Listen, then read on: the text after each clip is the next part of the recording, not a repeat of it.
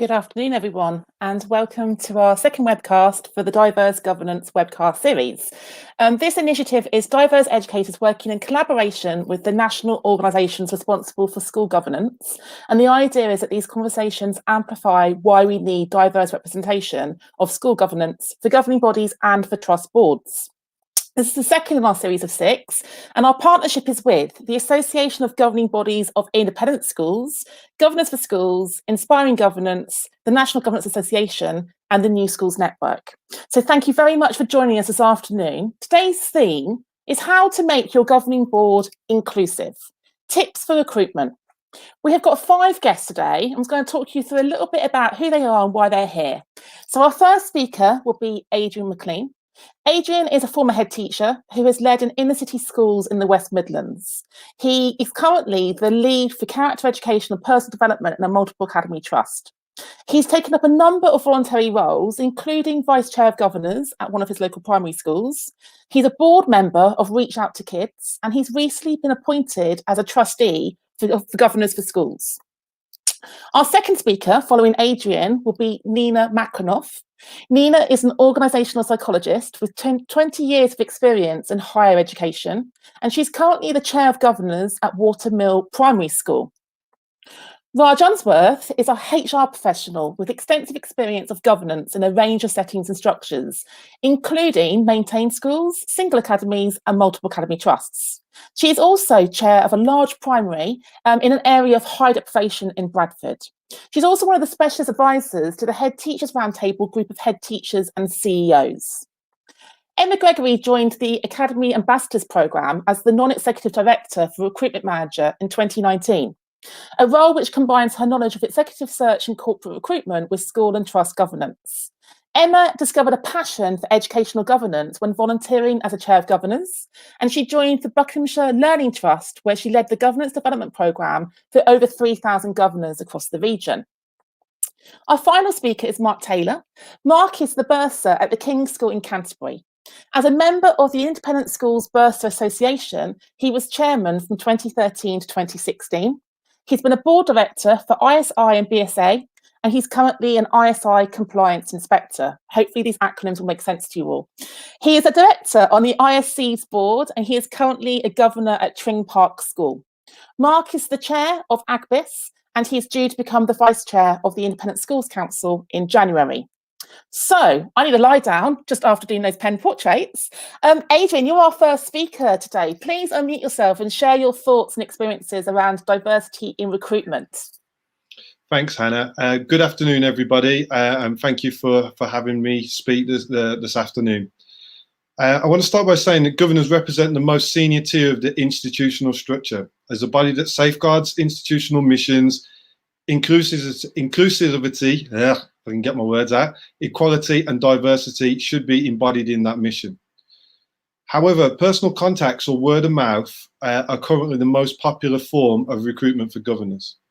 And this brings with itself a risk of reproducing the existing demographics, often leaving people of colour intimidated by this because they're not moving in those circles. And they very rarely see people who look like them operating at this level. And that leads me to what is one of my favourite sayings of being, it is difficult to be what you cannot see. As a parent governor at a multicultural school in the West Midlands and now a trustee for Governors for Schools, I feel it is vital for the governing body to represent society, not just their local community that it serves. This allows for not just the community, but the whole country to see that representation matters, and to, more importantly, utilise the presence of people of colour in positions of authority.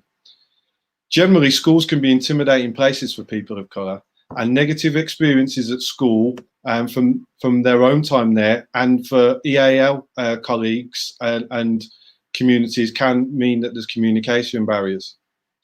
The governing body I'm part of is highly representative of the community and utilises many people of colour in positions of authority. I wish to share with you this afternoon some of the strategies and processes that we've gone through to get to that position. So the first thing that we did was we approached community leaders from the different backgrounds. very fortunate that we've got a very diverse and multicultural area in which the school is situated. So we looked at all of those different community leaders and asked them to become part of the board, or if they weren't interested, could they suggest someone from their community that they'd like to put forward to do that. This showed a willingness on the school's behalf to help break down some of the barriers that I've just highlighted. One of the most important things that we discussed as a board when we got to this point was that we felt that it was really important that we didn't make education or experience a prerequisite. Because if we only consider candidates who were graduates, for example, we're automatically rejecting scores of people who are probably just as talented who don't have a qualification to say that.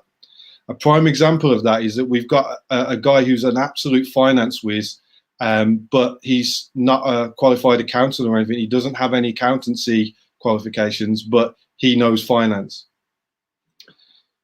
The next thing that we did was posted some vacancies in unlikely places, because as I alluded to earlier, if we just use the normal ways of communication channels, we're going to get what we've always got. So it can be a great way of reaching people who might not have thought about being a governor or mixed in those circles before. We put notices up in supermarkets, gyms, and estate agent windows as an example. And finally, we made the selection criteria transparent. We made it really clear that we were looking for people who matched the values of the school above all else, and made it really clear in the selection rubric and the processes that all applicants were going to be treated the same, no matter where they came from. We were seeking to build a diverse group of people and a pool for the future. So we deliberately targeted places where we thought that younger people would frequent and that we could actually tap into getting interest from them. And alongside this, some of the things that we found with some of the inquiries was that people were talking around, oh, well, I don't know anything about that. So within our process, we made it really clear that we're going to pair people up and give them the training and provide experience with some of our more experienced governors to put them together to make subcommittees so that they wouldn't be doing stuff on their own, which would lead to removing some of those intimidating barriers. Finally, I just want to say that being a governor is a really satisfying endeavour for me. And I know that we're ensuring that the children, the school and the community are benefiting from the work we do collectively. I urge everybody who has a vested interest in education, schools or helping young people to sign up to be a governor, especially if you're a person of colour. Thank you, Adrian, for kicking us off. Over to you, Nina. Tell us about some of the work you've been doing on your board. Thanks. I was invited to join today because I recently wrote a blog telling how I went about making my board more diverse. We're not fully there yet, but and that will be circulated. So I think many of the things that Adrian just mentioned are issues that I took into account. What I wanted to share today was really about the process that happened inside my board and that I went through in this process. Because I think as a white woman leading a white board, it was that process of change and questioning. Do we want to keep doing the same or do we want to change things? I brought some diversity to the board when I joined because I'm from Chile originally. I'm a single mom with 2 children, and that's quite rare, I think, in a board. And I became a chair very soon after joining. I've only been a board member for 4 years, and I've been a chair for 2. Around that time, I also joined an anti-racist pedagogy program at the university where I work. And that made me realize that there's a need for affirmative action to get more diverse in terms of race diversity into our boards. And I focused specifically on that. I talked to my board, I made actions, and I managed to recruit a more diverse board than we used to have. I think what was important and what keeps being important has to do with the process of the recruitment and after, and how we can have uncomfortable conversations when we're talking about diversity and particularly race. And to me, for example, one thing that happened after recruitment was that I was talking about how important diversity was to me and how we needed to put our photos up so people would see that we were a diverse board. And my vice chair, who's a very good friend, then questioned me, saying that she felt that I was somehow utilizing colored bodies. And I think having those open conversations, talking about what it is we want to get, and having those conversations with potentially with candidates as well, being able to say that we're in a learning process, explaining why it is important for us to change, and also showing what diversity we already have. So in my board, we didn't have any color diversity, but we, as I said, I'm a single mom. We had people with mental health issues. And by bringing these bits out, we can then appreciate how we're going. The other thing I think is that we need to make sure during the recruitment process, but also after, that we are committed to changing our processes so they fit the members of our board. Many times we set processes for a board because they worked for the board we used to have. And then we just keep doing things as we have been doing because we assume that's the way they work. In my board, we had 3-hour meetings every 6 weeks, and everyone's in that membership. But then if we have someone with anxiety, can we reduce that or have them more often but shorter meetings? Again, parents should we meet at a different time. And I think we need to keep thinking through with our board, with our group, what fits our group and serving the school in the best way we can. I think that's probably all I wanted to say. It's a bit shorter than my 5 minutes, but yeah. That's great, Nina, thank you. And I'm going to share your blog that you wrote for BayMed to everybody following the panel today. So thank you so much for sharing the work you've been doing. Raj, how about you? You've been doing this work for a long time in lots of different contexts. Tell us a bit about the journey you've been walking, please. Okay, so before I talk about recruiting a more diverse board, just a little bit about me. I've been a governor trustee for about 24 years now, as Hannah said at the beginning, in all different phases. I've also been on interim executive board, and one of the things that I've actually learned is, regardless of whether I've been governing in a leafy suburb school or whether it's a school in a deprived, challenging area, the one thing that's always common to all these settings is that I am the only BAME face around the table. And it's actually fair to say that governance is still very much perceived as the domain of the white, middle class, middle-aged men, women, older too, because it's not paid. I'm not expecting sort of paid, but paid. It means that not everybody is in a position to be able to afford to give their time voluntarily, and they may yet have the expertise. So that's really, really important to me. Adrian said quite a lot of what I wanted to say in terms of representation. What I would add to that, though, is it's not just representation. This is actually about equity and equality. And given everything else that's happened this year, it's actually even more important than ever. And it's not just about our governing boards, it's actually about all boards. If you look at Ofsted, Ofqual, all of them, they should all be, in my view, representative of society. So if you are going to make decisions on behalf of society, surely you should reflect that society. And years ago, I used to think it was enough that we reflected our school communities. Again, I don't think that's enough anymore. And the reason for that is that no school is an island. No organisation is an island. Those children have to be global citizens. So that's fundamentally really, really important to me. In terms of where I am today, I happened to join a very large primary school in Bradford in the middle of the pandemic. I was actually due to visit on the very day that we ended up going in the first lockdown, which was really interesting.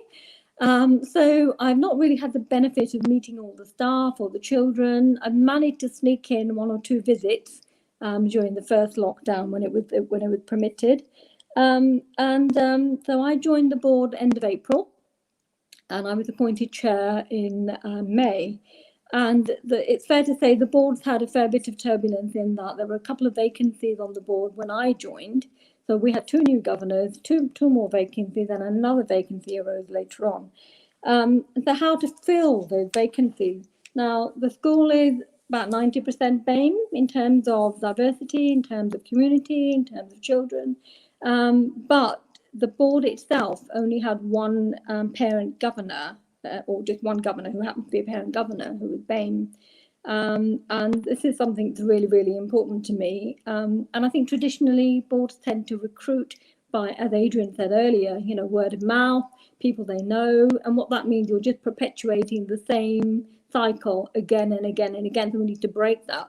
Unfortunately for me, I happen to have been on a webinar session with someone from the Education and Employers organisation, which is, of course, Inspiring Governance. They work with Inspiring Governance, which is part of NGA.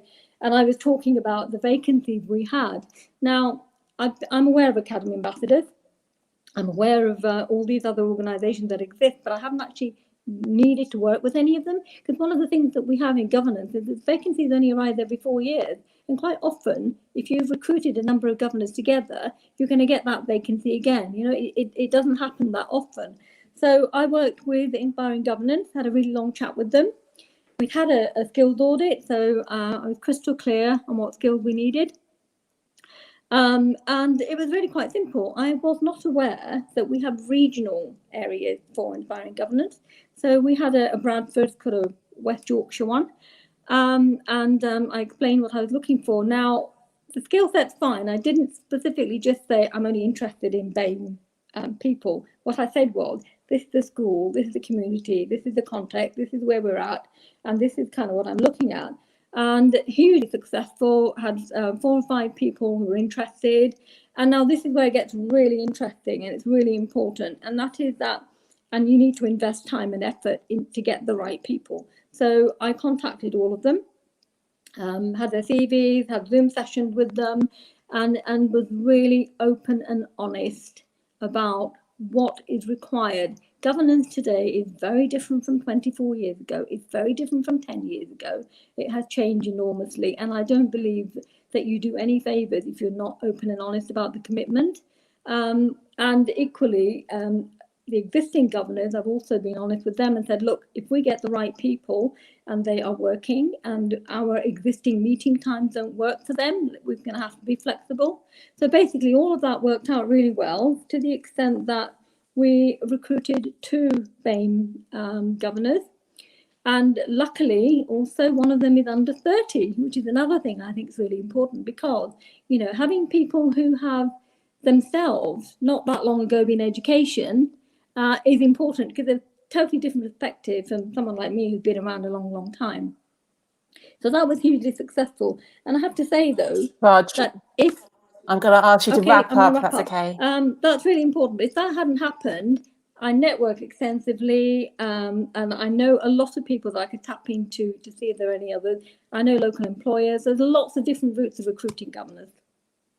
That's it. Thank you, Raj. Thank you, Raj. Brilliant, brilliant example there. And there's some questions coming up, and you can bring some of your other notes to those answers in a second, I promise you. So, Emma, tell us a bit more about the work that you do with Academy Ambassadors, to follow on from what Raj was suggesting there. Thank you. Thanks very much. And it's just brilliant to hear the passion and enthusiasm from all the colleagues here on the call.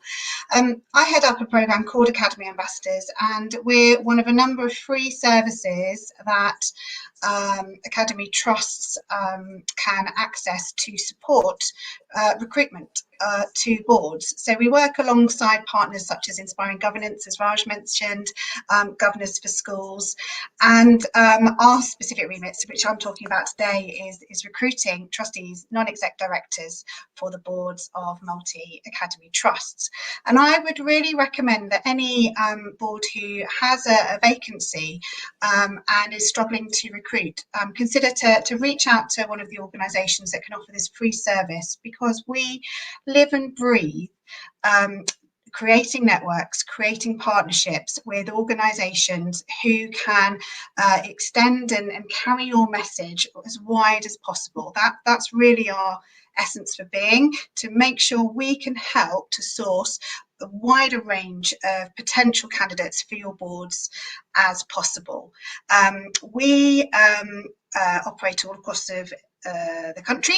We are organised aligned to the Department for Education's actually regional school commissioner regions. So there are 8 key teams which get to know very skilled business leaders and professionals who live in local communities close to where the trusts are based, who are very, very interested in giving back to education. And I'm absolutely overwhelmed with the knowledge that we have helped to match 1,800 volunteers since the programme started 7 years ago.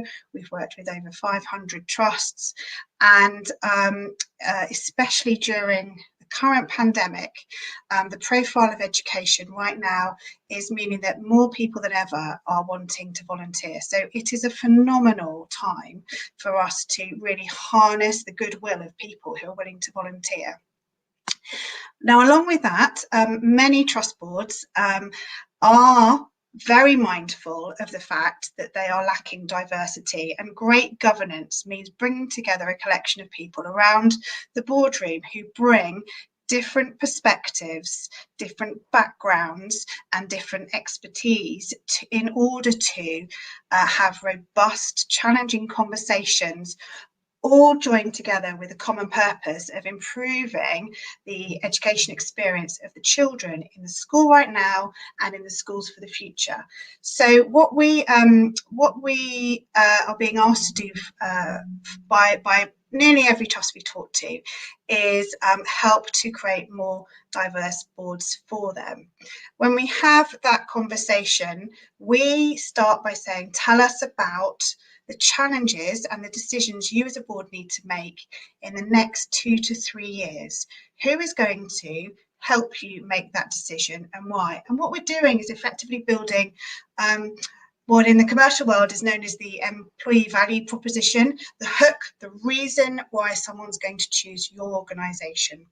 Because when we are looking for very talented, very experienced people who bring the right skills to the table, they are looking at a myriad of opportunities right now. Some, as Rosh and Adrian said, these are unpaid roles, and sometimes people also offered paid trustee roles too, or non-exec director roles. So we really encourage trust boards to articulate what they are hoping somebody can deliver and bring and add value to your board.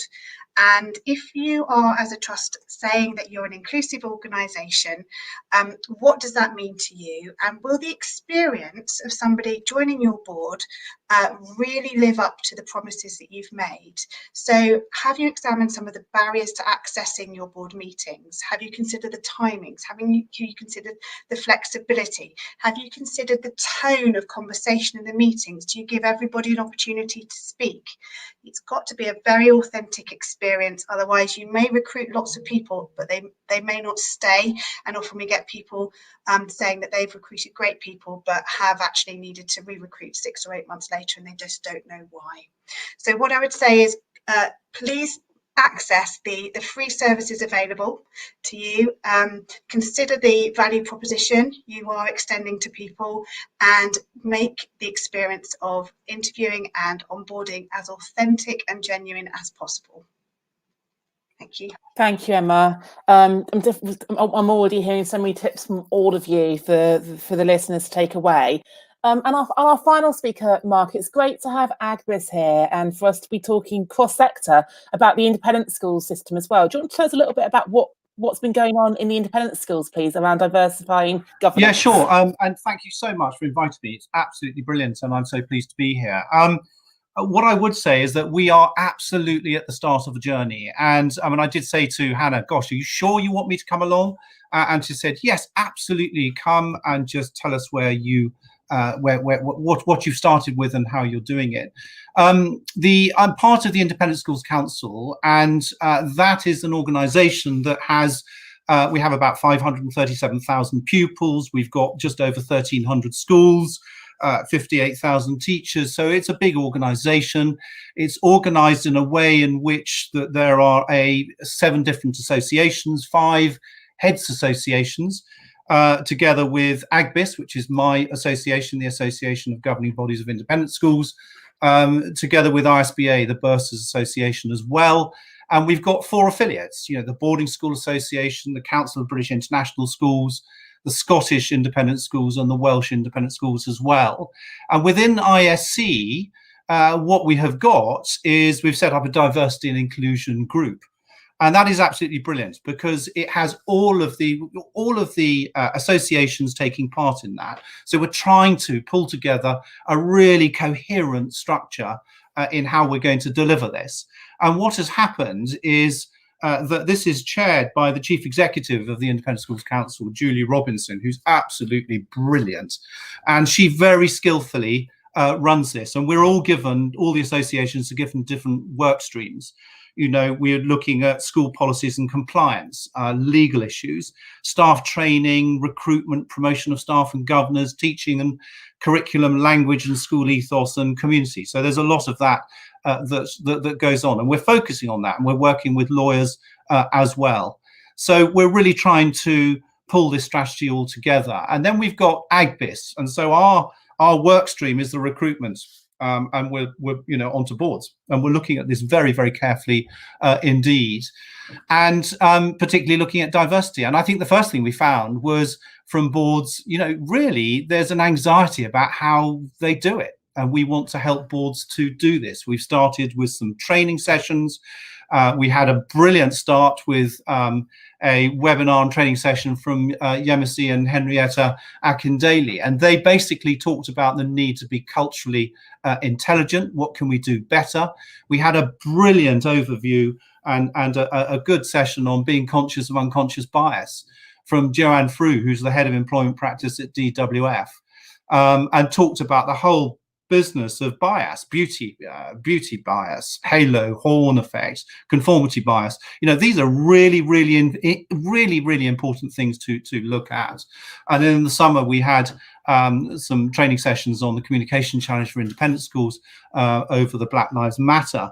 And what the message coming out of that was, we will all make mistakes, but just because it's difficult doesn't mean we shouldn't address it. Of course, we should have done this some time ago. We've listened to the most amazing coach and mentor. I don't know if you've come across this chap called Rene Carriol on NCE Live, and he talked about why Black Lives Matter. And this is brilliant. This is an hour's worth of really, really good stuff. It's very uncomfortable and challenging, but in a very good way. And he says, and I think this is tips for us all, stop trying to be perfect. It's not an exam test. If you are bold, you might fail. If you are not bold, you will fail.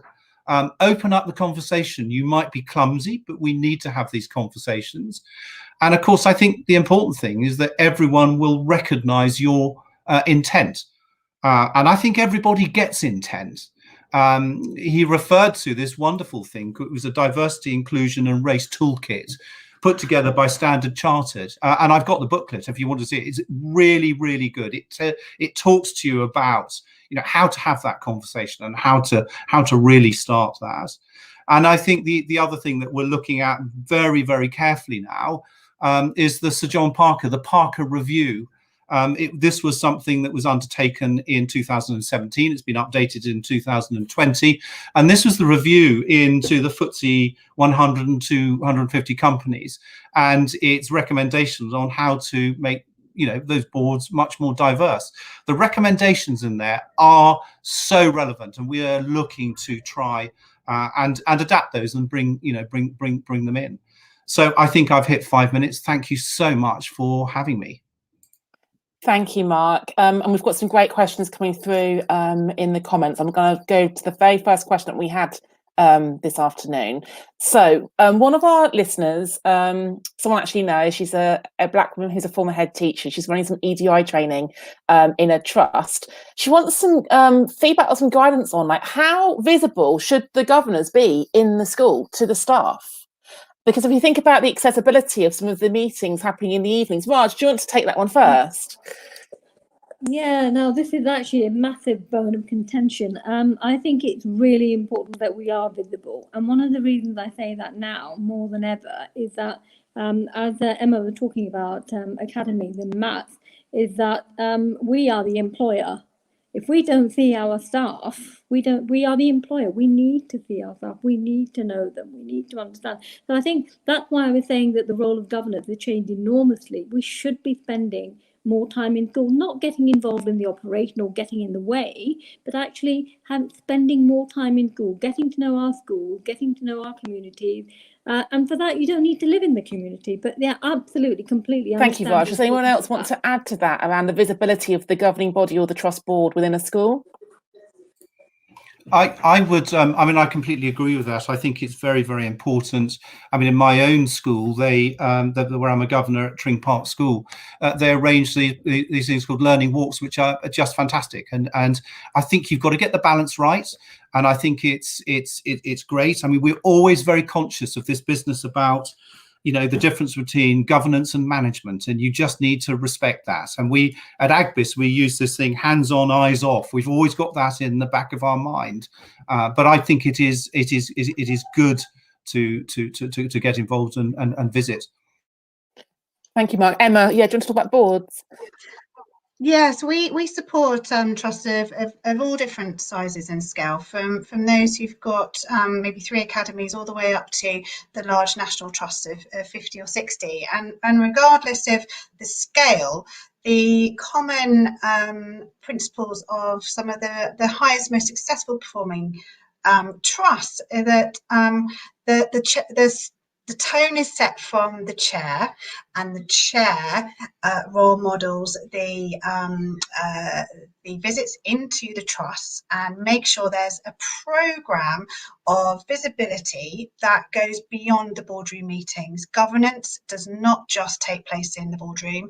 It must leave the boardroom, and you must see with your own eyes what is going on in your trust and talk to leaders, managers, teachers, teaching staff and children, and get into the playgrounds. Otherwise, how can you possibly triangulate the information that you're receiving around the boardroom table? Thank you, Emma. And I'm interested, like Adrian, as a serving school leader, how do you get out from your day job as a school leader to go and do the governance visits in another school? I mean, fortunately, I'm in a privileged position that I can do that quite freely and quite flexibly. And it's, you know, just picking up on the points that everybody else has made, it is amazing the difference that it makes when you are visible and you are present, because the children know who I am, they know what I do, and they talk to me quite readily about their experiences. The staff talk to me, parents talk to me, and not just me, other governors, because as Emma's just outlined, we make it a priority that we make sure that we are visible and that we're in school to find out that what we're told in the boardroom is actually the reality day to day for the end users of teachers, parents and children. I think it's you know, the key thing is that how do you evidence what you are told? And I think that's a crucial thing, is what you're saying. Yeah, thank you both. And I think something that we talked about in the briefing conversation was around how we debunk or demystify what happens in the board meetings. And actually, if they're always happening out of hours with the door shut and no one knows what's going on, how is anyone ever going to understand what the role of the governor or the role of the trustee board actually does? Nina, if I can bring this question to you, we've got a question from somebody asking about the DfE competency framework for governance, and does that actually limit and put off potential applicants from diverse backgrounds, because it's almost like a shut door if they read that framework? Any thoughts on that, Nina? Actually, I think that's a really good question, and I suppose partly I don't think many of the people who are interested in being governors have even looked at it. So in my experience, it's hidden enough that it's not scary yet. However, I think there's also an element of, or that's the way I do it in my board, where I make it very clear that what we want is people who are willing to undertake the training and the support to get there. But we don't expect experts in governance when they join us. And I think that's particularly important with parent governors, where they will be elected. Many of them don't have the necessarily the previous experience or the understanding of what they're going for. So we make it as clear as possible in the process, but we also, during in documents for parent governor elections or during interviews, if it's co-opted governors, make it clear that these are the skills that we need, but it's a process of getting there. We have, we use in my board, the FE competency assessment every year to check where we are. And again, the other thing that I make very clear to everyone, it's that it's the board as a whole that requires the competences. It's not each individual in the board. So then we work on the elements that the board needs to develop. So we have experts in every field. And then as people move on, they will develop, and we have some that are more expert members, newer members, and then we renew in that way. Brilliant, Nina. Sorry, thank you, Nina. That's a great response. Is there anyone else who wants to add to that around the DfE framework and how we assess for skills? Emma? Thank you. Again, it's a slightly different perspective, but I wholeheartedly agree with Nina in terms of governors, please don't be put off and thinking you need to know everything. And I myself am a governor at a single school as well as on a regional board at a trust. So I really understand there's a breadth of skills that people bring. And it's about finding the right opportunity for you, that it's a very personal decision to volunteer your time. Recruiting to a trust board, there are very specific remits for trustees and non-exec directors. You are held to account under company law and through the Charity Commission as well. And you know, we do recruit people who bring already expertise from the business world and a knowledge of board level expertise and governance. So for a lot of people, a lot of the descriptions in the competence framework of governance actually map already onto some of the work that they already do in their jobs. So I would just say it's about understanding where you connect to in terms of the myriad of options of governance, from local governance to trust board to member role, which hold trust boards to account even. So you know, I think that 90-page documents can be extremely off-putting when you look at governance handbooks, but the core message is you're there for three things. You're there to ensure there's clarity of vision and strategic direction, holding leaders to account for the performance of children and staff, and ensuring public money is well spent. If you hold those three things true and as important priorities, you won't go wrong. Thank you, Emma. Raj, can I ask you the next questions? We've got a question about gender representation. So 61% of governors are women, but only 58% of chairs are women. And we know that when we get to that trust level, there's far fewer female chairs of trust boards. Any thoughts, Raj, about the lack of gender representation in some of those seats as well? Yeah, I've got huge thoughts on this. This has been a perennial problem, I'd say, secondaries in particular, and now trust board again in particular. And I think that, you know, we just need to break this cycle that somehow we have X percentage of staff who are women in secondary school, and yet the same thing happens in leadership. Yeah, so you get more men who are leaders as opposed to women, and it's replicated on the board. And the issue we have is that for as long as we have mainly men on MAT trust boards, they will probably most likely recruit mainly men into leadership positions. Yeah, so I think what this boils down to for me is that boards who really care about equality, equity, representation, they need to set a strategic priority along with timescales and say, look, you know, and what Mark was saying earlier about the FTSE report that's due out or is out, we need to take note of that sort of thing and say, look, we as a board, because I don't think DfE are going to dictate anything to us on this, is that we say, we as a board, this is what we want to do. This is our strategic priority. It's not going to happen overnight, but over a specific length of time, these are the positive actions we are going to take, yeah, in order to try and make sure that we are more equitable, more equality, and definitely more representation. So we do have some way to go. I don't have any magic anything, but I think it's about taking people with us and making them understand why this is important. It's the right thing to do. It also makes me think, going back to Nina's point, and Nina, you can come in next, about the how we look at a job description and how we look at our skills. If the diversity in the workplace, the Women in the Workplace report from McKinsey that gets published every November, it tracks trends globally in the corporate sector about women and women of colour in particular. And there's that research about how a man looks at a job description compared to a woman, and a woman sees that she can only do 6 out of 10 things and she doesn't apply, whereas a man sees what he can does and he applies. So I think there's definitely something here about our gendered lens at how we look at these opportunities. And I'm also thinking about the taps on the shoulder we give to people in our network about the potential people who could step up for some of these roles as well, perhaps. Nina, did you want to add? Yeah, I think I had 2 thoughts. One had to do with the fact that thankfully now in the governance handbook, diversity is mentioned, and I think that's a big change for this year, and that's very positive change. The other issue that I was thinking of had to do with the fact that we're also looking at a potential 4th responsibility for boards coming up, and that's connecting with our communities. And diverse boards will be able to do that much better, I think, than non-diverse boards.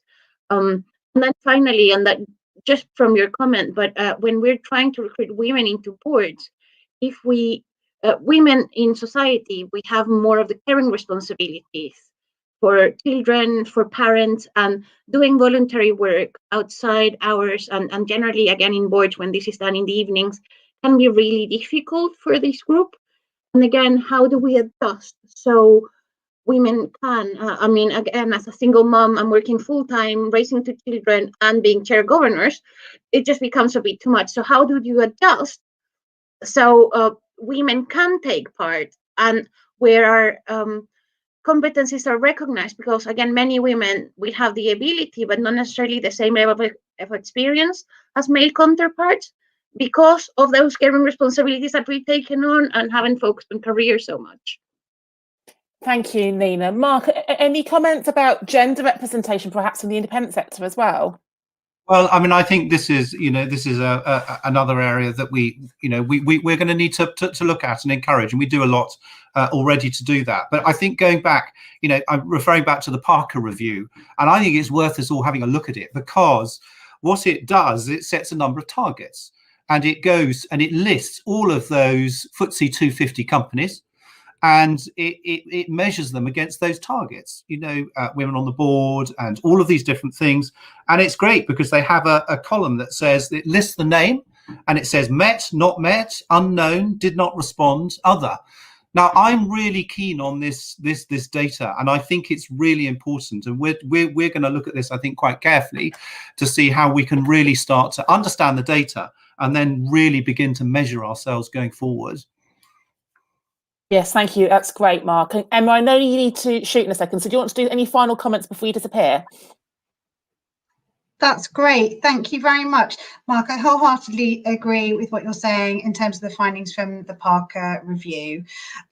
We've recently compared the progress of the matching from the Academy Ambassadors programme against some of the data from there. And 13% of the appointed ambassadors who responded to our survey said that they were from minority ethnic backgrounds, and also 33% said that they were women. We feel very strongly that although we're in line broadly with the FTSE 100, this is not good enough. This is not a benchmark to reach, and that there's so much more that must be done. So in the programme, we work very closely with the FTSE 100, 250 and 350 businesses, and we are talking to their diversity networks to make sure that we present opportunities of board roles to their employees who may not be accessing these roles, because I think there's a reciprocal benefit to people taking on these roles in their own careers and progressing within businesses, and getting experience in other sectors can help, as well as our education sector benefiting from business expertise. So I just wanted to wholeheartedly echo Mark's sentiments and encourage people to look at that review. Thank you, Emma. And I know you need to go to another meeting, so thank you very much for joining us this afternoon. I'll read your takeaway out for you at the end. Adrian, can I come to you? One of the questions from one of the governors is around the kind of the practicalities of the fact that there's a lot of acronyms, there's a lot of jargon, there's a lot of labels, and she's quite worried about perhaps using the wrong language and putting people off inadvertently by saying a black person or a person of colour, or like what's your advice around how we get under the kind of the language around diversity, equity and inclusion? I think it's about having those conversations to normalise them first and foremost, and make it a usual occurrence, because different people will find different things offensive. So it's about talking to different people. So on a personal level, you know, when people talk about BAME, I don't like that term myself personally, so I won't use it, and I'll refrain from using it. So it's about getting into dialogue with people, because it is a minefield, and I think the only way that we can take away some of that stigma is to continually have those conversations around it, and be brave in doing that, because it's the elephant in the room a lot of the time that people don't want to address and they don't want to talk about. But the more you have that conversation, the more it becomes usualized, and the more people become comfortable about it. So it's probably an answer, but not really a straightforward answer. But I think the best thing that I can always say to people is to be brave in having that conversation and ask people what it is they would prefer that terminology to be used, or how they can mitigate some of those terminologies that are used, and what is the standard one that we're going to use in our meetings, as an example. Yeah, thank you for that, Adrian. Raj, do you want to add anything about perhaps how you've managed that process with your boards? I think I agree with what Adrian said. I mean, to be honest with you, I don't really care what anybody calls me, as long as everybody understands what we're talking about. I tend not to take things personally, but I do absolutely understand that the terminology BAME, or some people don't like people of colour, you know, so the people do get upset about it. So I agree with Adrian in the sense that when you are having that conversation with someone, then ask them, you know, how would you prefer to be referred to, and respect that, and make sure that, you know, you use the correct terminology. But equally, it is far too important. This is such an important topic that, and we are having to have very difficult conversation, and this is just part and parcel of it. We've just got to be brave and have them and normalise it. Thank you, Raj. Nina, do you want to add anything?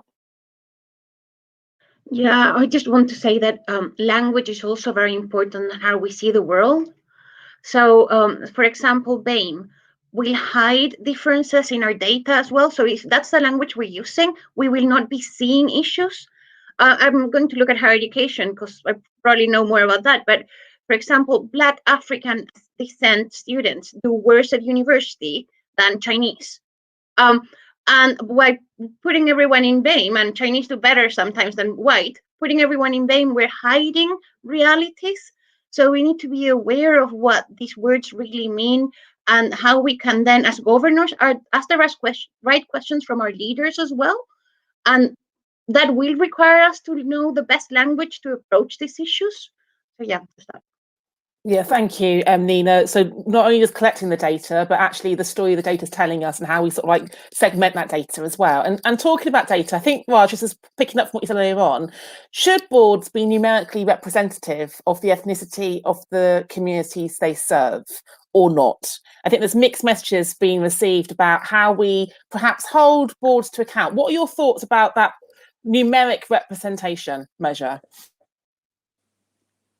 Okay, I personally think that it's not about just representing your community. And the reason I say that is that if you think about it, why do schools exist? We exist to educate children. Okay, so if we're going to educate children, what is it that we need to educate them on?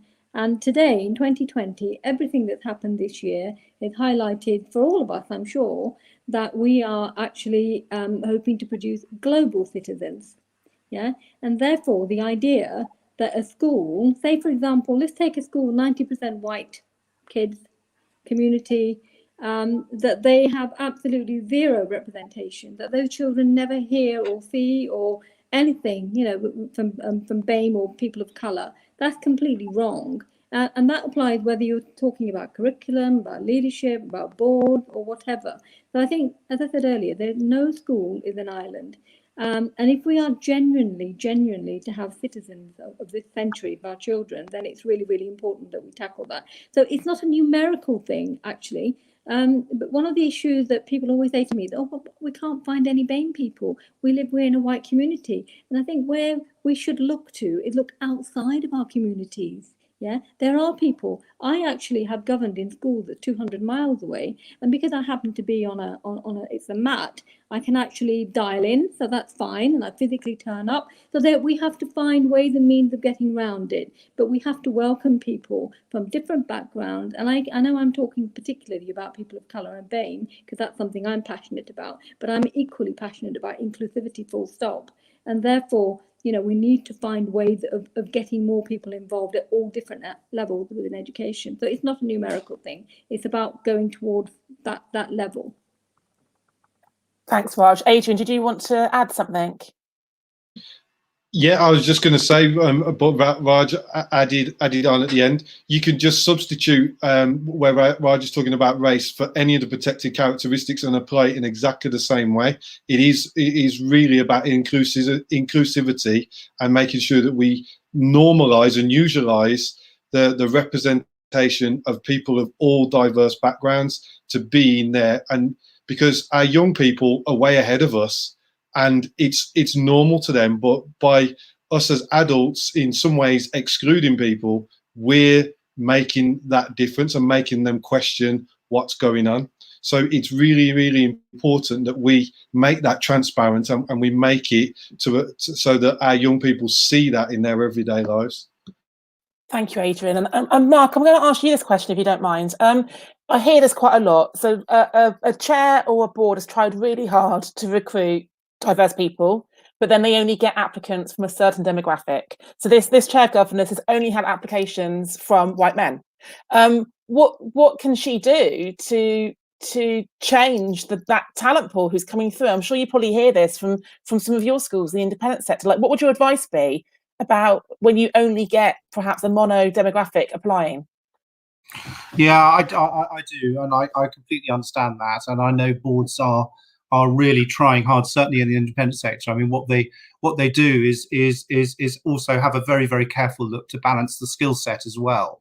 And then what they do is try to go out as widely as they can, even going out and you know doing the advertisements as well to try to do that. And I think, you know, I think it is a difficulty, and people do try as hard as they can to do it. I think also it is a case of looking at the composition of the board, trying to make sure that that you're being as careful as you possibly can be to be as extensive and try to include and make sure that that there is a diverse strategy to try and do this. And I think it's putting in place agreeing an overriding strategy. It's not a policy.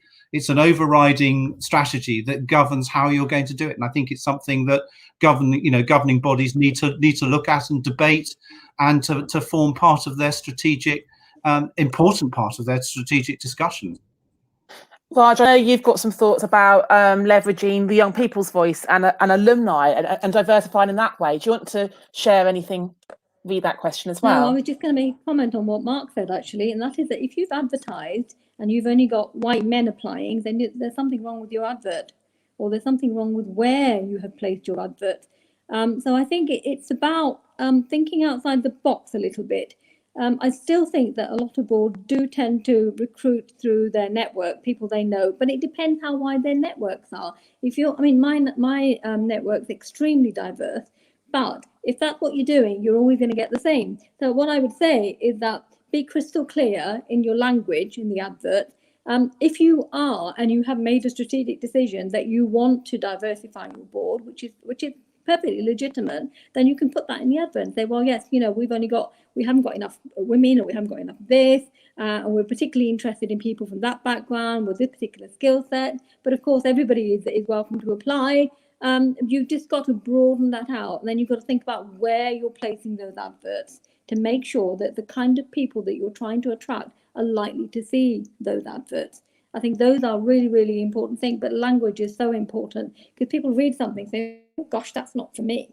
You know, you've just got to be careful with that, a bit more thought into that. And I think you should be able to get more people applying who are not all white men. Thank you, Raj. And Nina, can I ask you this question? So I think it goes back to something you said earlier on about if you have diversity, perhaps someone who's got dyslexia is a governor, or someone who's got mental health issues, like what kind of reasonable adjustments can a board make to be inclusive of those different diverse lived experiences? So I think we need to understand what the needs of each member are. And I actually have someone in my board with dyslexia and someone in my board, 2 people in my board with mental health issues. And so, for example, if our processes, we haven't had issues with this, but if our processes are a week in advance to give papers, if that's enough for the person who has dyslexia, that's great. But if they require more time, potentially make an effort to provide documents as soon as they're ready, so they have more time to go through them. Because of my work, I also suggest using screen readers, for example, for those people, changing the format in which we have documents so they can adapt them. And again, changing the structure. So potentially, as I said before, having meetings more often, but with less content, so it makes it easier. And we'll have to look at that for each board and each of our compositions. And I think that's where we need to focus on both the needs of the school and the board, but then the needs of our members and how we work together as a group.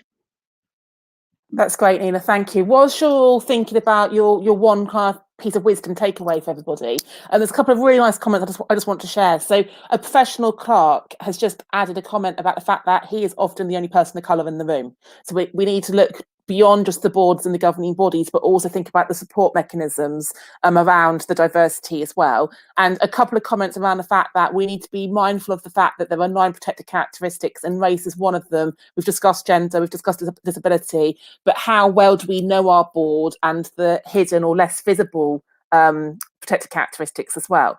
So if I asked you all to sum up our reflections this afternoon with kind of like one nugget of wisdom or one takeaway, let me come to you first, Adrian. What's your one piece of information that you'd like everyone to really go away with from you?